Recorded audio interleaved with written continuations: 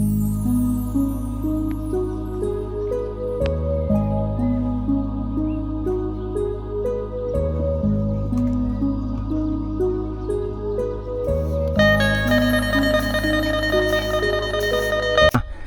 ่ดูเด้อพี่น้องอันนี้เนาะไม่ดูหรือไม่แดงเลยนะบโดดกับโบหูคือกันตัว1 2 3ประมาณ10 คูณ 12 เมตรนะหลังบ้านใหญ่ๆนะอยู่กันหลายคนเลยพี่น้องหลังคาในมุ้งกระเบื้องเลยไปเชียร์หญ้าให้โอ้ไปเชียร์หญ้าให้แล้วก็มาแบกฟืนมาพร้อมเอ้าโป๊ะ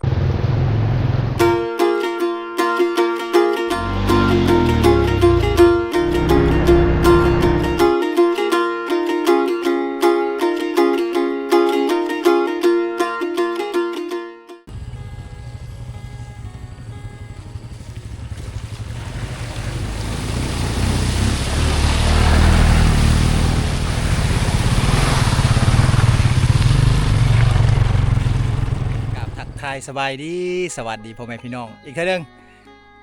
ยินดีต้อนรับทุกคนเข้าชูช่องบ่าวโหนดพาเราะพี่น้องอีพีนี้บ่าวโหนดได้พาพ่อแม่พี่น้องมาที่บ้านวัดนะเมื่อวานนี้เฮามาก็อยากมาถ่ายทำให้พ่อแม่พี่น้องได้เบิ่งอยู่ต่างแต่ว่ามาแล้วมันค่ำโพดพี่น้องเนาะแสงมันมืดแหละก็เลยว่าพากันเข้าไปห้วยแหดเลยนะเมื่อวานนี้นะแต่ว่าก่อนเมื่อสวรรค์ในเขตบ่าวโหนดมาแวะถ่ายทำให้พ่อแม่พี่น้องได้เบิ่งนะนี่คือบ้านวัดพี่น้องเนาะหมู่บ้านวัดนี่เป็นหมู่บ้านหนึ่งที่ว่าอยู่ตามเส้นทางที่จะไปเวียดนามหรือว่าจะไปบ้านห้วยแหดพี่น้องเนาะเป็นหมู่บ้านน้อยๆอยู่ตามกลางเส้นทางยุทธศาสตร์สงครามแต่สมัยก่อนก็คือสงครามเวียดนามสงครามโฮจิมินห์นั่นเองนะหมู่บ้านนี้ก็ตั้งอยู่ตามเส้นทางนี่แหละหมู่บ้านนี้เป็นหมู่บ้านชนเผ่าบรูชนเผ่าตรีเด้อที่อยู่เมืองบุรพาแขวงคำมวนพี่น้องเลยเป็นหมู่บ้านน้อยๆอยู่ตามเส้นทางแบบสีไปหมู่บ้านนี้เป็นหมู่บ้านดังเดิมบาลีพี่น้องเนาะก็ยังมีห้องห้อยเฮือนซาอันเก่าแบบเดิมของเขาอยู่พี่น้องเนาะแต่ว่าก่อนจะเข้าไปเลาะหมู่บ้านเดี๋ยวบ่าวโหนดมาถ่ายทำเฮือนหลังนี้ให้พ่อแม่พี่น้องได้เบิ่งนะอีแม่เอ้ยขออนุญาตถ่ายเฮือนหน่อยเด้อเฮือนงามเนาะโอ้เฮือนซานเพิ่นพี่น้องเฮือนหลังนี้เป็นเฮือนหลังบักใหญ่ๆเลยนะใหญ่กว่าหมู่อยู่ในบ้านวัดเลยพี่น้องอันนี้คือเฮือนยุคใหม่ของเฮือนผู้คนอยู่ในเขตเมืองบัวลพาแขวงคำมวนพี่น้องเนาะก็สิเป็นเฮือนแบบซี่พี่น้องเฮือนแบบนี้นี่บ่ค่อยมีเด้อป้าตกหลังบ้านใหญ่ๆวิวบักคักเลยพี่น้องเอ้ยเนาะเป็นเฮือนดั้งเดิมนะมาทุกมื้อนี้เฮือนซานแบบนี้มันบ่มีแล้วพี่น้องนะมาทุกมื้อนี้เฮือนซานแบบนี้มันบ่มีแล้วอันนี้คือเฮือนเศรษฐีในชนบทของแท้พี่น้องเบิ่งใหม่ป้าหน้าซาวเลยพี่น้องใหม่เฮือนเพิ่นนี่หน้าซาวบักใหญ่ๆเลยนะไม่ดูเด้อพี่น้องอันนี้เนาะไม่ดูหรือไม่แดงเลยนะบ่าวโหนดกับโบหูคือกันตัว1 2 3ประมาณหนา40พี่น้องหลังบ้านใหญ่ๆนะมันคงเลยแหละแบบสี่ต่างแต่ว่าเพิ่นบ่ได้ห้องเสานะเพิ่นจะฝังเสาลงพื้นดินบ่ได้พี่น้องอันนี้เนาะตัวหลังบ้านงามๆเลยอันนี้ อยู่ทางเขตเมืองเฮานี่มันบ่มีแล้วพี่น้องเงินซานแบบสี่เนาะบ่มีนะสิหาเห็นนี่ยากเงินซานแบบสี่เนาะเงินแบบนี้นี่ถ้าใครอยากเบิ่งอยากชมก็ต้องมาในเขตชนบทเท่านั้นพี่น้องเนาะในเขตชนบทลาวเท่านั้นเป็นเฮือนหลังใหญ่นะประมาณ10 คูณ 12 เมตรพอแล้วพี่น้องเลยเนาะ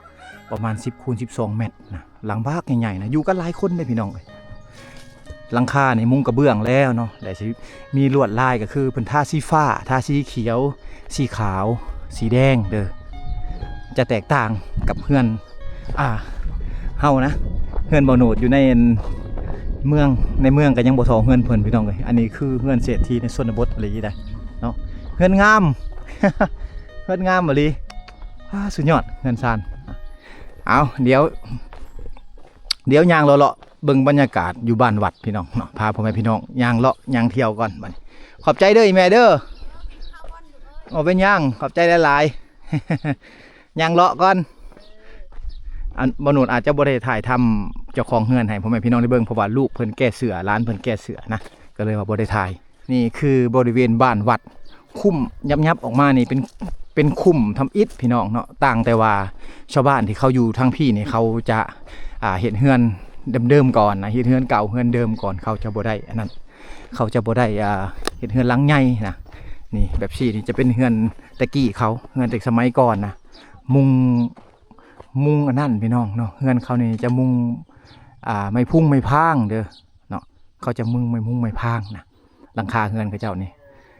โอ้โธ่มันสิบ่หัวบ่เนาะเบิ่งเดี๋ยวมาถามเขาก่อนสำบายดีสำบายดีสำบายดีสำบายดีเจ้าของเฮือนบ่อยู่กินแก้ว เจ้าของเฮือนนี่ดิอยู่ไสเนาะสำบายดีโอ้อยู่เทิงบ่โอ้ขอขึ้นไปหน่อยเด้อสำบายดีอาจอมันก็อยู่ทางหน้าเลยป้าอยู่กันจักคนนี่3 คน4 คน5 คนป้าเฮือนเจ้าเอาไม้พุ่งไม้พางมุงมันบ่หัวบ่น้ำบ่ถึกบ่โอ้น้ำหัวโอ้ไม้พุ่งไม้พางมุงอยู่เทิงพุ่นพี่น้องก็เป็นรังน้อยๆนะอยู่กัน5 คนนะมีลูก5 คนเลยเจ้านะบ่แม่นลูกคอยโอ้อันนี้เจ้าหลานเจ้าน่ะสาวโสดโอ้คือว่าเจ้าสร้างครอบครัวแล้วยังเนาะน้องสาวเพิ่นยังบ่ได้สร้างครอบครัวนี่เพิ่นมาเบิ่งหลานให้อ้ายเพิ่นเด้อหลานหมด2เลยชื่อยังชื่อลี่อายุจักปีแล้วขออนุญาตถาม18แล้วโอ้เป็นสาวเด้อทางนี่เนาะมีผู้มาล้มแล้วบ่มีทางมันยากบ่มีใครเข้ามาเนาะเอาไผอยากมาล้มน้องสาวเพิ่นก็มาได้เด้อพี่น้องนะ เพิ่นอยู่บ้านวัดเนาะน้องทางไปห้วยแฮดนั่นแหละน้องสาวเพิ่นยังโสดอยู่นะทางบ้านยากเพิ่นว่าได้บ่มีไผมาล้มเพิ่นว่า ก็ออกไปลิ้นนอกอยู่บ่กระเตาะไปอยู่บ้านกระเตาะบ่ได้ไปเนาะทางยากเนาะน้องสาวเพิ่นกะอยู่เอาหลานให้อ้ายเพิ่นเนาะอยู่เฮือนอยู่ซ่านแบบซี่พี่น้องอันนี้คือเฮือนอ้ายเพิ่นทำอิฐบ่โนดก็คิดว่าเพิ่นสร้างครอบครัวแล้วอันนี้เพิ่นยังบ่ได้สร้างครอบครัวนะเพิ่นอยู่เอาลูกเอาหลานให้อ้ายเพิ่นไปให้ไปสวนแล้วเนาะน้องสาวเนี่ยอายุ18 ปีแล้วยังโสดอยู่นะอันนี้แหละเฮือนอ้ายเพิ่นก็สิประมาณนี้พี่น้องเนาะก็สิหลังบ่ใหญ่นะมุงด้วยหลังคานี่มุงด้วยใบพุ่งไม่พางนะกลางช่วงฤดูฝนก็น้ำจะหัวแล้วพี่น้องเป็นแบบซี่นี่น่าจะเปลี่ยนเป็นใบตองข้อนะน่าจะดีกว่าอันนี้คือผู้คนที่ว่ายังบ่มีเงินมีคำเห็ดเฮือนเห็ดชานใหม่พี่น้องเขาก็จะอยู่แบบซี่ไปก่อนนะแต่ว่ามีเงินมีคำเขาก็จะเห็ดหลังใหม่ขึ้นมาเด้ออันนี้จะเป็นเหล้าเขาหรือว่ายุงข้าวนะเขามาในเขตชนบทลาวเขาก็จะเห็นยุงข้าวแบบชีร้ายพี่น้องมุงใบตองข้อแบบซี่นะเหล้าเขานี่ยังแหน่นนะกูเฮือนเพิ่นใดเพิ่นเห็ดเนาะคนในเขตชนบทนี่เขานี่เป็นสิ่งสำคัญที่สุดเลยพี่น้องเป็นสิ่งสำคัญที่สุดนะต้องเก็บเมียนให้ดีนะถ้าว่าฝนถึกบ่พี่น้องเนาะเหล้าล่มบ่นี่บ่ได้กินข้าวมื้อปีแล้วแหละพี่น้องเนาะเพราะว่าวางนี่คือเสบียงอาหารของเพิ่นกินกันมื้อปีเลยพี่น้องอันนี้คือเครื่องสีขาวโบราณนะเป็นคกเป็นสากต่างๆเฮาก็ยังพบเห็นอยู่ในเขตชนบทพี่น้องเพื่อนนี่จะเฮ็ดหลังที่บ่มั่นคงนะบ่แน่นปันไดเด้อก็อยู่ไปก่อนพี่น้องเนาะเหล้าเข่านี่มันคงกว่าก็เฮือนก็ซ่านอีกนี่เหล้าเข่าเขาเจ้าเหล้าใส่ได้หลายต้นเติบพี่น้องเนาะเป็นต้นพุ่นแหละเขาว่าใส่ได้นะอันนี้คือเหล้าเข่าหรือว่ายุงข้าวของชาวบ้านเขาเจ้าก็จะเป็นยุงข้าวแบบซี่เหล้าเข่าแบบซี่เหล้าบากใหญ่ๆพี่น้อง2 ประตูหมู่บ้านนี่ก็เป็นหมู่บ้านหนึ่งที่ว่าอยู่ท่ามกลางคุ้นเขาพี่น้องเนาะมันยังมีวิถีชีวิตแบบดั้งเดิมนะก็คือการตำเขาเด้อการตำเขาของชาวบ้านเขาเจ้านี่ตำเขาทางหน้าบ้านแบบซี่เลยยามแรงยามเที่ยงพี่น้องเนาะเขาจะต้องได้ตำเขานะเพราะว่าอันนี้คือวิถีชีวิตของชาวบ้านเขาเจ้าผู้ยิ่งนะจะเป็นคนตำทางเขตนี้พี่น้องตำเขาอันนี้คือการตำเขาของน้องๆเขาอยู่ในเขตชนบทลาวเฮานะผู้เป็นลูกเป็นหลานผู้เป็นผู้ยิ่งมีหน้าที่ได้ตำเขาเอาตำเลย เมื่อยได้ตำเขาตำแล้วก็พักตำแล้วก็พักพี่น้องเนาะอันนี้คือโดยสไลด์เลยเขาให้บ่นี่ล่ะเขาให้เนาะเขาหน้าโอ้โดยเนี่ยโอ้โดยเนี่ยหน้าเจ้าอยู่ทั้งใดหน้าเจ้าเยื้องบ่จากนี่จากบ้านโอ้ซื้อเอา โอ้คือว่าเพิ่นเฮ็ดหน้าเพิ่นบ่ได้เฮ็ดพี่น้องอันนี้คือข้าวหน้านะข้าวหน้าเพิ่นซื้อเป็นข้าวเปลือกมาแล้วก็มาตำเอานะส่งไอ้น้องบ่นี่หมู่กันโอ้หมู่เพิ่นนะซอยกันเฮือนเจ้าหลังใดล่ะเฮือนหลังนี้บ่เฮือนเจ้าอันนี้เฮือนเล่าบ่โอ้เฮือนหมู่เพิ่นมาตำข้าวซอยหมู่นะอ้าวอันนี้คือโดยเนี่ยข้าวหน้าพี่น้องซื้อเอาตำเลยเพิ่นอายกล้องพี่น้องเอ้ยน้องๆนี่อายุน้อยๆหนึ่งนะ14-15 ปีนะเดี๋ยวนี้อายุจักปีแล้วชื่อเจ้าอายุจักปีแล้วลืม หมู่เจ้าเด้อายุจักปีแหละ15โอ้ไล่เลี่ยกันน่ะ14-15เนาะน้องๆอยู่ทางเขตชนบทเป็นสาวแล้วพี่น้องเอ้ย14-15 ปีนี่แหละเอาจากเขตเวียกเขตงานนะซอยพ่อซอยแม่นะช่วงนี้ยามให้เขาก็เฮ็ดให้แล้วนะยังแต่ยามหน้าเท่านั้นนะผู้ใดที่ว่ามีหน้าก็ขาดหน้าไว้พี่น้องเกี่ยมฝนมาแล้วก็พากันลงหน้าพุ่นแหละบัดนี้อันนี้คือเฮือนนะเฮือนหลังน้อยๆนะเป็นเฮือนหลังบ่ใหญ่สบายดี เอาผู้ที่ว่าสร้างครอบครัวใหม่เนาะไอ้ที่อยู่เฮือนแบบซี่ไปก่อนมุงไปตองคอแบบซี่แต่พี่น้องเอ้ยมุงไปตองคอแบบซี่มุงไปตองคอนะเฮ็ดทีเนี่ยก็ได้อยู่หลายปีถ้าว่าบ่ทีก็ได้อยู่ประมาณปีป้ายพี่น้องเลยบันชวนนี่แม่เอ้ยสบายดีบันชวนป้ามาแต่ให้บ่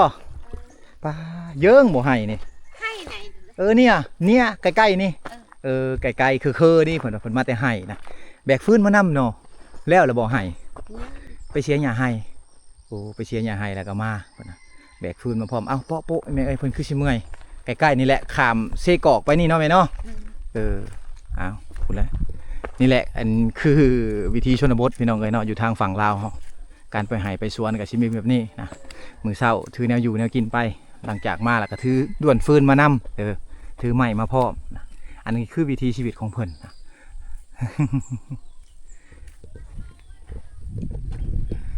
นอกจากการเฮ็ดไห้แล้วชาวบ้านเพิ่นก็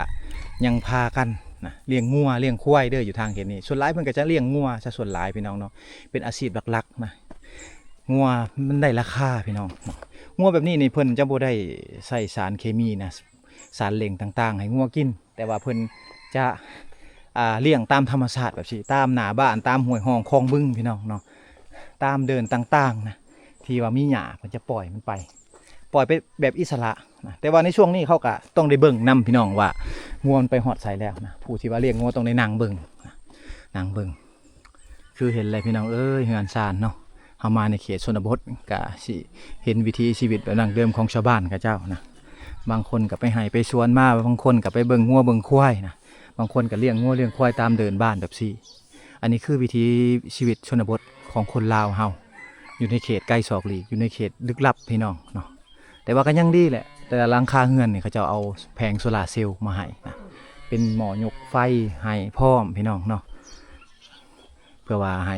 กลางค่ำกลางคืนนะบ่ยุ่งยากในการไต่ไฟงัวนี่ตัวบ้ากใหญ่ๆเลยนี่แบบซี่นะพี่น้องเนาะอันนี้คือหางเพิ่นยกไว้สูงๆแบบซี่เพิ่นปลูกพักไหมวางปลูกพักเพิ่นก็สิเป็นแบบนี้แหละพี่น้องเนาะออร์แกนิกเพราะว่าเขาย่านงัวกินแนวปลูกเขาเลยเอาขึ้นไว้เทิงแบบซี่ก็แนวปลูกพักเพิ่นก็ใส่ยางรถเก่านะใส่สิ่งเศษเรือที่ว่าเขาบ่ใส่แล้วเพิ่นก็เอามาปลูกผักเป็นกระถางเก่าเป็นยางรถเก่าแบบซี่จะเป็นยางรถไถพี่น้องเอ้ยเนาะตามบริเวณนี่ก็สิเป็นบริเวณที่ว่าเพิ่นเลี้ยงงัวแน่นะหลังเฮือนหลังชานเพิ่นแน่นะเฮือนชานเพิ่นนี่ติดกับแคมเฮือนเพิ่นก็สิมีต้นหมากส้มโอพี่น้องเนาะอันนี้เพิ่นห้องต้นหมากส้มโอนะอยู่ทางเขตชนบทลาวเฮามีหลายสามารถขอกินได้พี่น้องบ่เป็นหยังทางเขตนี้เพิ่นบ่ขี้ที่เรื่องของอยู่ของกินเด้อพี่น้องเพิ่นบ่ขี้ที่เรื่องของอยู่ของกินนะอย่างมาในมุมนี้พี่น้องเนาะบ่เบิ่งเฮือนเบิ่งชานเพิ่นนะหมู่บ้านนี่ก็เป็นหมู่บ้านวัดที่ว่ายังคงหลงเหลืออยู่พี่น้องเนาะตามเขตชายแดนลาวเวียดนามหรือว่าเขตชนบทชอกลีกที่ว่าผู้บ้านเขาเจ้ายังอาศัยอยู่ชาวบ้านเขายังอาศัยอยู่นะ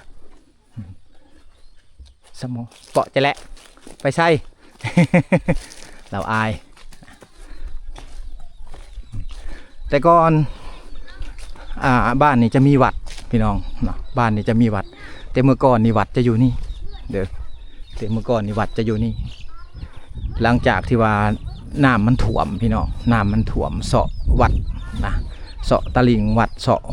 หัววัดก็ไปจนเมิดแหละพี่น้องวัดก็บ่มีแล้วเหลือแต่เศษซากเลยนี่เป็นฝุ่มในแม่นเลยพี่น้องเนาะเป็นฝุ่มแบบซี่นี่จนหอดพุ่นแหละอันนั้นคือห้องห้อยนะห้องห้อยวัดเก่าฉะนั้นชาวบ้านเขาเจ้าจึงตั้งชื่อบ้านว่าบ้านวัดพี่น้องอยู่ทางเขตนี้เนาะห้องห้อยวัดเก่าก็ยังมีอยู่เด้เป็นป่า66นะเป็นวัดเก่าเลยพี่น้องเขาเจ้าจะบ่ได้ถางเขาเจ้าบ่ได้อนามัยเลยเขาป้าไว้แบบนั้นแหละพี่น้องแต่เขาก็บ่ได้เฮ็ดให้ใส่เฮ็ดสวนใส่อีกได้พี่น้องเนาะอยู่เทิงๆขึ้นไปนั่นโอ้สบายดีสบายดีอันนี้คือบ้านวัดบ่บ้านวัดนี่แต่ก่อนมีวัดบ่อยู่วังใดวัดนะอยู่ขามเซนะขามห้วยนะขามห้วยเชกอกไหมนี่มีวัดอะไรพี่น้องเห็นบ่ฉะนั้นมาในปัจจุบันนี่เพิ่นก็ตั้งชื่อบ้านก็เป็นบ้านวัดเนาะโอ้เป็นบ้านที่ว่าบ่มีไฟฟ้าบ่มีสัญญาณโทรศัพท์น้ำประปาบ่มี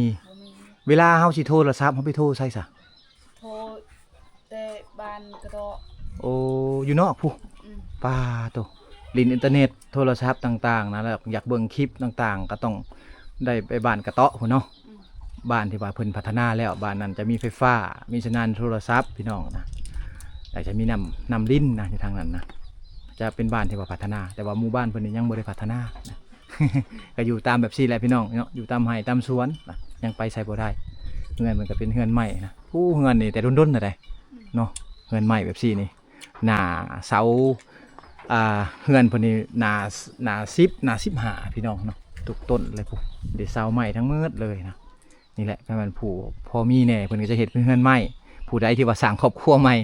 ก็เช่นเฮือนหลังน้อยก่อนเนาะอยู่ไปก่อนนะอันนี้คือความเป็นจริงอยู่ในเขตชนบทลาวเฮานานพักเพิ่นก็สิเฮ็ดด้วยอันยางรถไถได้พี่น้องเนาะเฮ็ดโดยยางรถไถนะนานพักนี่เห็นบ่ปลูกผักเสริมพี่น้องเนาะปลูกผักเสริมปลูกผักสะระแหน่บ่ผักหยังนี่หลายผักอยู่พี่น้องอยู่ในวังเดียวอันนี้เศษซากระเบิดบ่อันนี้คือหัวกระปางระเบิดพี่น้องนี่เนาะเป็นเศษซากเก่าที่ว่ามันเป้มันเพแล้วแหละมันแตกแล้วแหละเพิ่นเก็บมาไว้ใส่อยู่เฮือนนะหัวกระปางระเบิดพี่น้องเอ้ยเนาะตัวนี้จะเป็นหัวกระปางระเบิดถือว่าก็ยังมีหลายอยู่กระปางระเบิดอยู่ทางเขตนี้เนาะเดินบ้านเพิ่นนี่เป็นเดินที่ว่า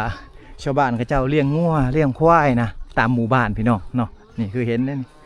เนาะเป็นเดินที่ว่าเขาเจ้าเลี้ยงงัวนะหญ้านี่มันจะเพียงกันเลยเพราะว่างัวมันจะกินหญ้าอยู่ทางเขตนี้นะรวมๆลงไปเนี่ยก็จะเป็นห้วยได้พี่น้องเนาะเป็นห้วยเป็นลำน้ำต่างๆนะเพราะว่าเวลาน้ำขึ้นอยู่ทางเขตนี้ก็น้ำจะท่วมนะออกไปกับบ่ได้พี่น้องจะออกเมืองจะเข้าเมืองนี่บ่ได้เลยแหละเนาะถ้าว่าเวลาเรามาอยู่ในเขตเมืองห้วยโมเมนต์เมืองบุรพาเนาะเข้าไปทางบ้านห้วยแห่หรือว่าบ้านวัดนี่จะยุ่งยากพี่น้องเส้นทางนะก็คือเห็นแบบนี้นะเส้นทางมันจะยุ่งยากแน่นะในช่วงนั้น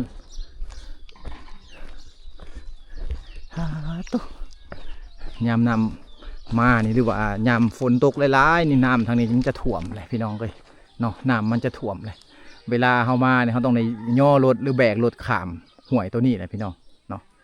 โบได้ง่ายพี่น้องเลยเนาะก่อนจะได้คลิปชนบทอยู่ในเขตนี้ให้พ่อแม่พี่น้องได้เบิ่งนะการเดินทางนี่โอ้ใส่เวลายาวนานขนาดหลังคาเหล้านี่เพิ่นเฮ็ดมาด้วยกระฟุยได้เนาะกระฟุยน้ำมันแต่สมัยสงครามโฮจิมินห์ก็ยังพบเห็นอยู่พี่น้องเนาะกระฟุยแบบซี่เห็นหลายๆหมู่บ้านที่ว่าเพิ่นเอาไปเฮ็ดหลังคาเฮือนหลังคาเฮือนหลังคาเหล้าหลังคาวางเลี้ยงงัวต่างๆพี่น้องเลยเนาะเพิ่นก็เอาไปเฮ็ดเป็นหลังคาตีมันแป๊ะๆแล้วก็มาเฮ็ดเป็นหลังคาแบบซี่อันนี้คือเศษซากสงครามนะแต่สมัยสงครามโฮจิมินห์ผู้ที่ว่ายังลงเรืออยู่พี่น้องเลยนะโอ้ยหมู่บ้านนี่งามขนาดพี่น้องเนาะอยู่ท่ามกลางขุนเขาแบบซี่เลยนี่อันนี้คือภูเขา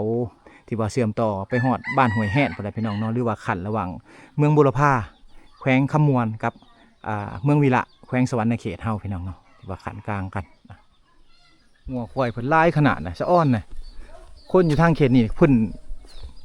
บ่อึดสัตว์เลี้ยงพี่น้องเนาะเขาก็เลี้ยงแบบธรรมชาตินี่ไปนะเขาบ่ได้ใส่ สารเคมีต่างๆในการเลี้ยงงัวนะบ่ใส่ปุ๋ยเล็งพี่น้องบ่มีปุ๋ยเล็งบ่มีสารเคมีนะในการเลี้ยงงัวปล่อยปะไปตามธรรมชาติแบบสิตามเดินบ้านแบบสิตามหัวตามสวนแบบสิพี่น้องเนาะป้าดโตมันบ่มีแนวกินเพิ่นก็ตัดบักต้นไม้ลงให้กินพี่น้องเนาะนี่เห็นบ่แต่ว่าบ่อึดแนวกินดอกพี่น้องเอ้ยหญ้านี่ก็เต็มอยู่ตามบริเวณเดินบ้านเพิ่นนี่หญ้านี่ก็เต็มอยู่บ่อึดแนวกินพี่น้องเนาะสัตว์เลี้ยงของเพิ่นนี่โอ้โตบักคักๆเลยนะวิถีชีวิตอยู่ทางเขตนี่เนาะบักคักๆเลยเป็นวิถีชีวิตแบบเดิมๆดั้งเดิมอะลีพี่น้องเนาะของคนชนเผ่าบรูชนเผ่าตีอยู่ทางเขตนี้เนาะทิวทัศน์ธรรมชาติหมู่บ้านเนี่ยก็เป็นหมู่บ้านหนึ่งที่ว่าอยู่ท่ามกลางขุนเขาพี่น้องเลยนะหมู่บ้านนี้บ่มีไฟฟ้าเด้อบ่มีน้ำประปาบ่มีสัญญาณโทรศัพท์นะบ่มีห้านค้าบ่มีห้านขายพี่น้องเด้อบ่มีห้านซ่อมแปลงรถ